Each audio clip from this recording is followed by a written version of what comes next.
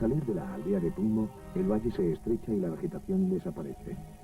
Las laderas se presentan áridas y polvorientas, y el sol tibetano irradia con fuerza en un cielo impoluto, de un azul crudo y descarnado.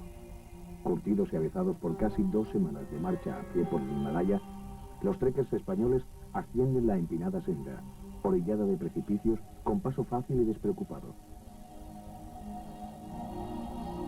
Paulatinamente, el aire se llena de un rumor sordo y lejano, y tras un repecho, el camino descubre lo esperado. Una gigantesca cascada se desploma en espumosos perfiles escalonados, desde 300 metros de altura. Pendiente abajo, el torrente excava su rocoso lecho. Finas nubes de vapor de agua se elevan desde el fondo del valle.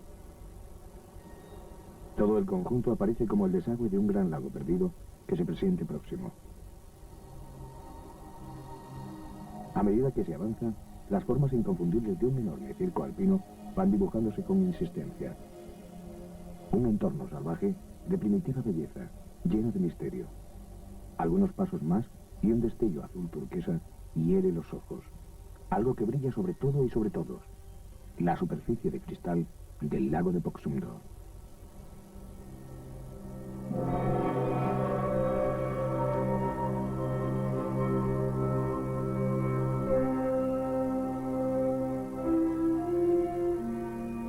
Al norte de la cadena del Himalaya, Dolpo, una de las mesetas habitadas más altas del mundo.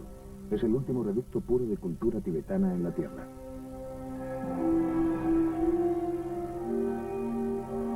Antiguamente, Dolpo formaba parte del Tíbet.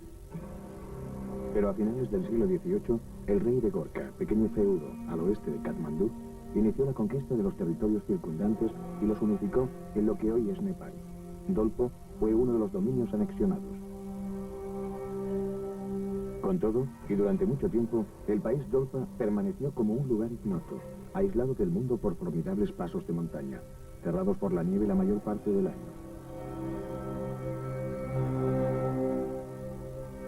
En 1956, cuando los primeros exploradores occidentales penetraron en la región, el nombre de Dolpo ni siquiera figuraba en los mapas.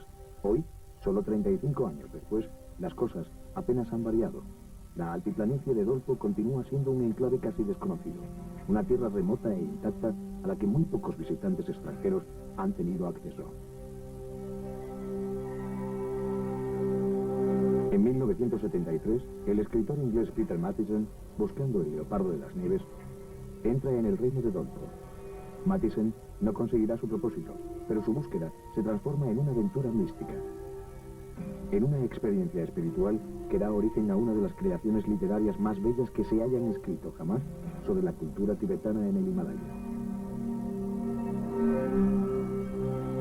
Al publicarse su relato, el mundo occidental se entera de la existencia de una civilización desconocida hasta entonces, de unas gentes, los Dolpo-Pak, que constituyen todavía hoy la reliquia viva de un pasado inescrutado, anclado en el tiempo. De su narración entresacamos las siguientes palabras. Yo broto entre estas montañas, igual que un musgo. En otra vida, no es lo que sé, es lo que siento, ellas fueron mi hogar. Hay aquí un manantial de conocimientos olvidados, como una corriente de agua oculta bajo la tierra. Vislumbrar la naturaleza de uno mismo es una manera de ir hacia el verdadero hogar. Un lugar al este del sol y al oeste de la luna, como las aguas de una catarata que se evaporan al chocar contra el suelo para elevarse de nuevo hacia el cielo.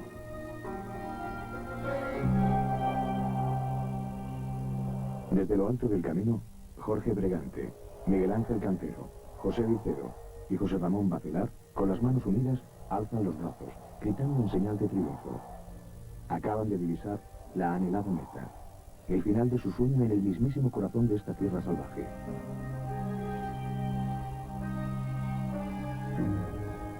El corazón de Dolpo es de color azul y late con el pulso de las edades olvidadas. La superficie de estas aguas transparentes, que ninguna barca surcó jamás, refleja un grandioso caos de cimas desnudas y la infinita indiferencia de las cosas. Situado a más de 3.500 metros de altitud, el lago de Poxumdo cubre una extensión de 5 kilómetros de longitud por casi 1 de anchura. La profundidad media se estima en unos 800 metros. Cerca de la orilla, el trasluz permite ver la arena blanca de su fondo. Nada bulle, nada se agita.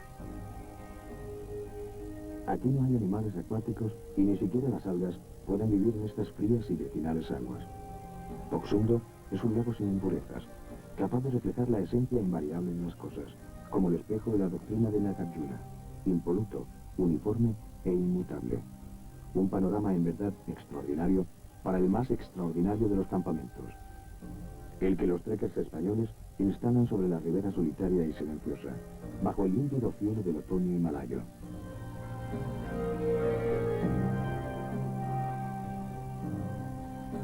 Medio kilómetro al sur del lago, la aldea de Ritmo recrea la ilusión de un mundo encantado.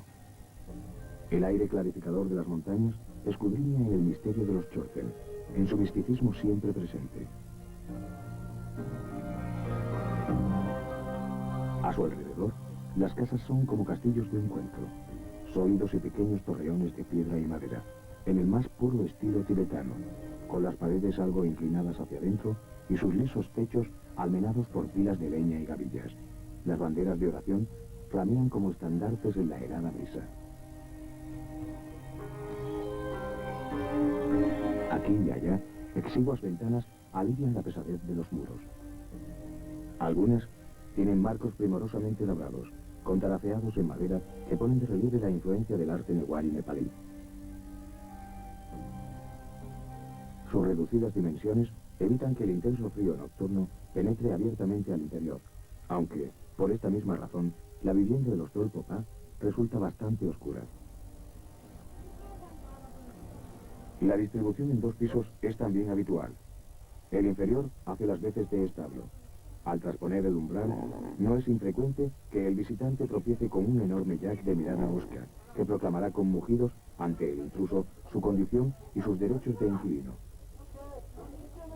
El calor del ganado se transmite al piso superior, que es utilizado por la familia únicamente para cocinar y dormir. La mayor parte de la vida hogareña de los Dolpopá transcurre al aire libre, encima de los luminosos tejados, construidos a tal fin con barda resistente y aplanada.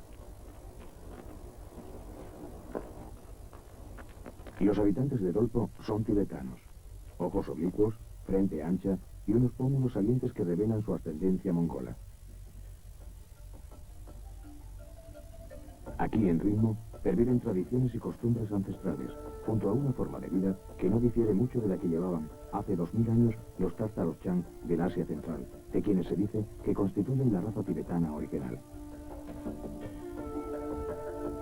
Nuestra cámara ha sorprendido a esta mujer en las afueras de la aldea, que permanece de pie mientras hila una madeja de lana de yak con una primitiva rueca. Más allá, un yak vaga perdido entre los campos de cebada y patatas. Algunos niños recogen boñigas en cuévanos de paja.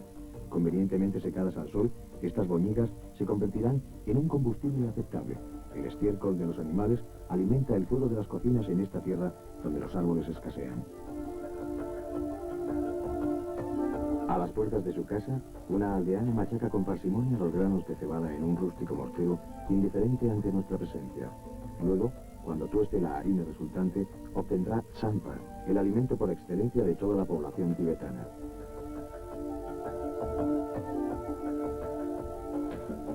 Los actuales Dolpopá son budistas.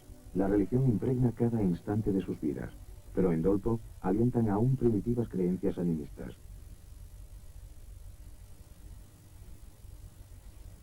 En los dinteles de las puertas puede leerse una frase en caracteres tibetanos. Ommati Muye Shaledu, la unidad omnisciente. Esta inscripción aparece también grabada repetidamente en las llamadas Munemani, piedras de oración. Los estudiosos reconocen en ella ecos del lenguaje de los nómadas de Shanshun, el misterioso reino al oeste del monte Kailas, donde se gestaron los dogmas de la religión Bon, en tiempos anteriores al budismo. El Bon fue la doctrina más difundida antiguamente en el Tíbet, una doctrina enigmática y hermética, basada en la creencia de que todas las cosas poseen alma. ¿Fueron estos nómadas de la antiquísima Shanshun los antecesores directos de los Dolpopa? En las viejas leyendas se hace referencia a Dolpo con el nombre de Bajul, uno de los lugares sagrados de la mitología tibetana, descubiertos por el precioso maestro Padmasambhava, que en el siglo VIII viajó desde el norte de la India para introducir el budismo en el Tíbet. A Padmasambhava se le considera el gran perseguidor de los adeptos del Bon, cuyo credo animista sufrió en sus manos duros reveses. Muchos Bonpo emigraron en busca de un sitio seguro. Aún hoy, las tradiciones tibetanas hablan de los reinos de Bajul como enclaves privilegiados de difícil acceso, aislados del mundo por profundos bosques y altísimas montañas, considerados como refugios contra todos los peligros. Peter Matthiessen va todavía más lejos. Quiero imaginar que este arcaico reino no puede ser otro que el reino de Shanshun, el que los seguidores del Bon reclaman como el hogar de su religión. La región de Dolpo no se encuentra en las geografías y aparece como una tierra mítica, incluso ante una persona como yo, que desea creer que ellos han estado aquí siempre. El color increíblemente azul del lago de Poksundo sorprende a propios y extraños. Los lugareños comparan su mágico destello con el de la turquesa, su joya más preciada. Lo cierto es que estas aguas, con sol o sin él, conservan la tersura de cobalto de su superficie como si se tratara de un fenómeno sobrenatural. Un geólogo podría empezar a hablar de los minerales disueltos e incluso explicar que el lago se formó cuando un terremoto hundió la montaña y obstruyó el río. Pero la tradición local aclara ambos puntos de modo mucho más sugerente. Cuenta que Padmasambhava, el azote de la religión Bon, llegó a Poksundo persiguiendo a una diablesa que se ocultaba entre estos riscos. La diablesa había regalado a los habitantes del lugar una turquesa de incalculable valor para que estos no la delataran. Pero los poderes esotéricos de Padmasambhava convirtieron la preciosa joya en estiércol. Los aldeanos, sintiéndose engañados, revelaron el paradero de la diablesa y ella, en venganza, provocó una terrible inundación que sepultó la aldea bajo las aguas de color azul turquesa. La actual villa de Rinmo no debe ser muy diferente de la que yace en el fondo del lago desde hace más de 1000 años.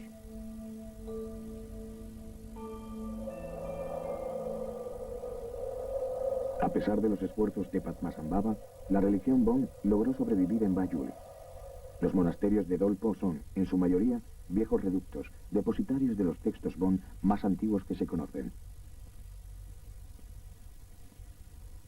Situado sobre su pequeño acantilado en la orilla oriental del lago, el monasterio de Rinmo emerge entre los árboles como un símbolo de la espiritualidad de los Dolpopa. Exceptuando estos edificios, no existen construcciones al borde del agua. En este lugar solitario y magnífico, desimpregnado de las preocupaciones terrenas, es fácil sintonizar con la vida contemplativa y las prácticas de meditación de los monjes ermitaños. El monasterio está habitado por 3 lamas Bonpo. Dawa Chirin y Nyingdong Yanchen están casados y viven con sus familias en este mismo recinto. Esto no tiene nada de extraño, ya que la mayoría de las escuelas de budismo admite el matrimonio. Solamente la Gelupa, la de los gorros amarillos, a la que pertenece el actual Dalai Lama, impone el celibato a todos sus religiosos. Sanduk Nyima es el más joven de los lamas y permanece soltero. Le hemos pedido que nos cuente acerca de su vida en el monasterio. Mr. Nawan, el Sirdar, oficia de intérprete.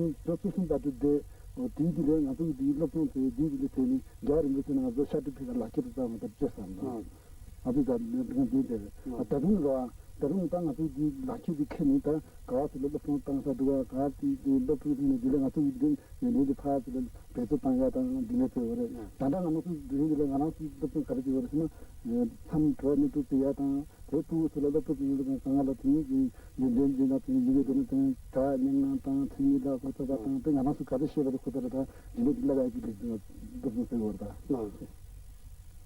En el monasterio de Ritmo, Sanduk Nyima es, por el momento, el último representante de un linaje religioso casi extinguido, el de los Pompo, cuyos principales centros de culto se hallan precisamente aquí, en el reino de Dolpo.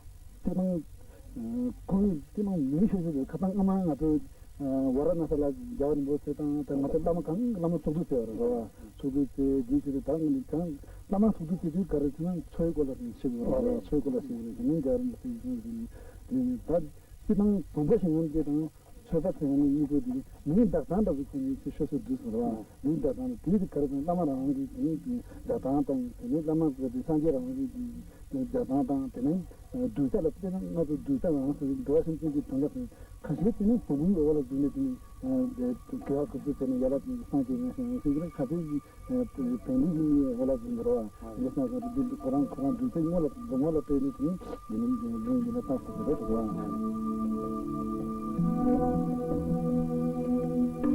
En su lugar de retiro espiritual, a la vista de las aguas azul turquesa del lago de Puxumdo, Dawa Chirin da vueltas a su molino de oración.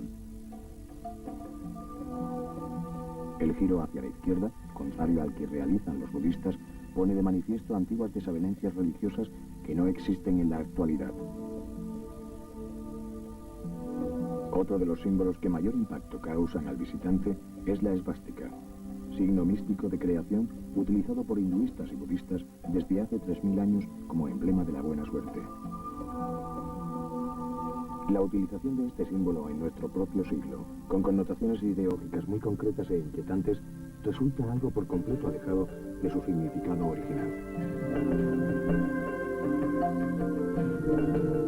Cerca del monasterio, cubierta de banderas de oración, se levanta la colina destinada al descuartizamiento ritual de los muertos, forma ordinaria de enterramiento en todo el Tíbet. Respecto a los animales, la fe budista no permite matarlos, pero el pueblo tibetano se complace en visualizar lo perecedero. Es frecuente encontrar cuernos y esqueletos frente a las casas o colgados de las ventanas. Esta copa se llama kapala. Está hecha con un cráneo humano engastado en una montura de plata. Durante las ceremonias religiosas, la kapala se utiliza como símbolo de impermanencia. Todo cambia. Nada perdura. Ni la felicidad, ni el sufrimiento. No existe el premio ni el castigo. Cada efecto tiene su causa. Es la ley del karma. Destapando la kapala, aparece el dorje, el rayo que extingue la ignorancia para liberar la sabiduría.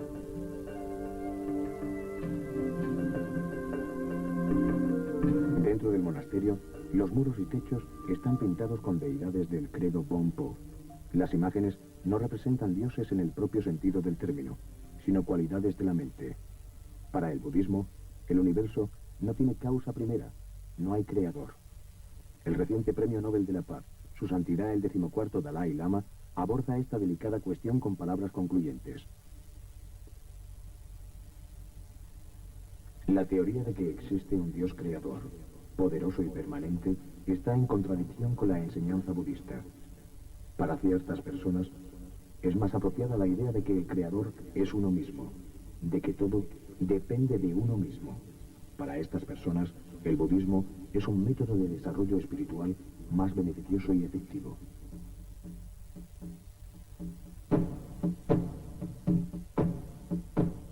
Tara, Buda con aspecto femenino, símbolo de la compasión inmediata, con su pierna derecha extendida, en disposición de levantarse para prestar ayuda al instante.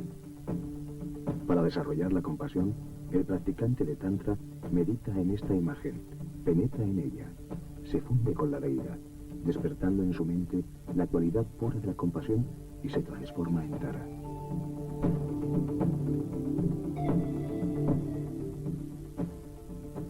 Sanduk Nyima nos ha conducido a la celda donde imparte sus clases sobre budismo tántrico.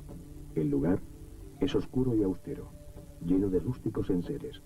Sanduk se sienta, adoptando la postura del loto. ¿Es un hombre el que me habla? Este personaje tan pequeño, de cutis amarillento, vestido con chuba de color naranja, ¿no es más bien un genio que ha descendido de las montañas vecinas? En el claroscuro de una celda monacal, el alma tibetana se desprende en su poderosa originalidad, sedienta del más allá. Este edificio es la Gompa, o sala de oración, donde los 3 lamas de ritmo pasan parte de su vida en profunda meditación.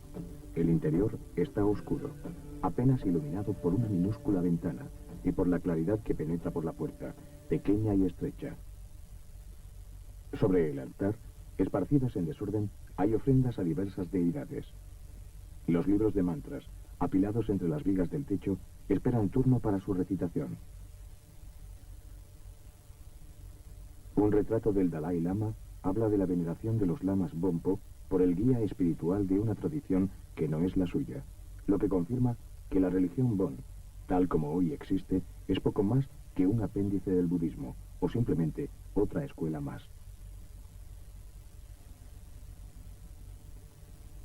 Dawa Cheren y Nyingdong Gyatsen se disponen a realizar una ceremonia de ofrecimiento, una puya tántrica.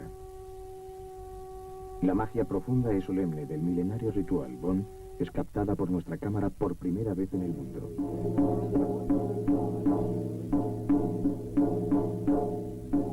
En el grave silencio, Nyingdong Gyatsen comienza el recitado de los textos mientras golpea el tambor.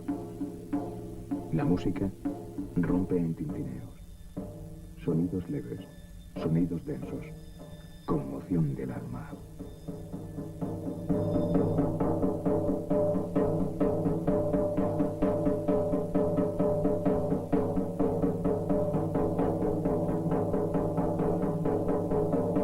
La melodía fluía tersa, como las aguas de un río profundo, sin tropiezo, sin brillo, sin pasión.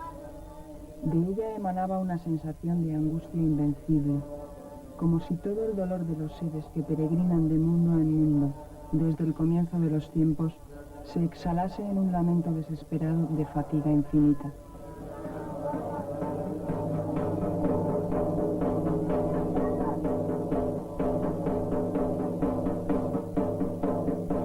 Ecos de la matriz de la Tierra, resonancias de la profundidad del espacio, que en ningún sitio son tan evidentes como en las gigantescas cordilleras y en esta Gompa perdida en las vastas y solitarias tierras del reino de Golfo.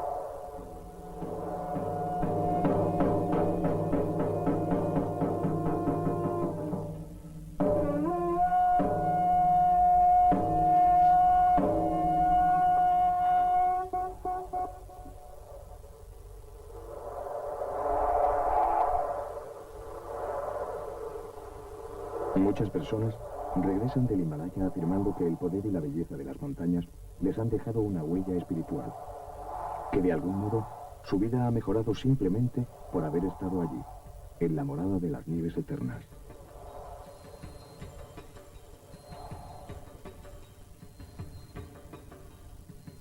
La grandiosidad de estas cumbres y la fe budista e hinduista, tal como la sienten y la practican sus habitantes, se combinan para persuadirles de que la serenidad y la paz del alma se pueden encontrar en el Himalaya. Mañana, ellos estarán de vuelta en su propio mundo convulso y apresurado, y al cerrar los ojos, resucitarán su sueño y sentirán en lo más profundo la mirada de indecible misterio de una tierra intacta, ilesa y sin edad.